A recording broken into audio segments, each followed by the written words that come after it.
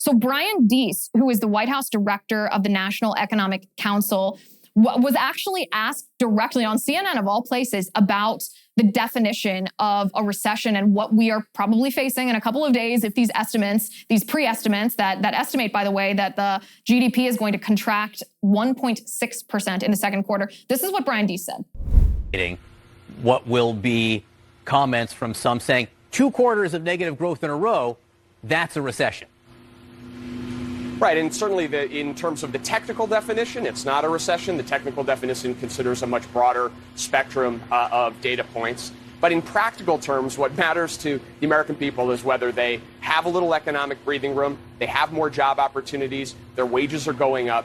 That has been Joe Biden's focus since coming into office. He has had a view of the economy that we need to look to build from the bottom up and middle out. And what that means is that typical working class people in this country have had trouble affording things for years. He is focused on building a strong, durable economic recovery here. We have real global challenges here in the short term. We've got to navigate our way through them, but we have to do so without giving up all our economic gains.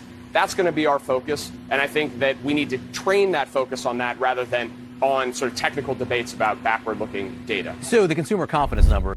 Oh, the technical definition, he says, as he sips from his teacup with his little pinky finger in the air and adjusts his cufflinks, just like he and all his snobby friends. The technical definition. The only people that debate a technical definition of a recession based on what we're facing now, which is the general idea that we have held for a long time about what constitutes a recession, 2 quarters of negative economic growth. This is common sense. This is not a complicated economic concept. This is common knowledge, if you will. The only people that debate the technical definition are people who aren't touched by it.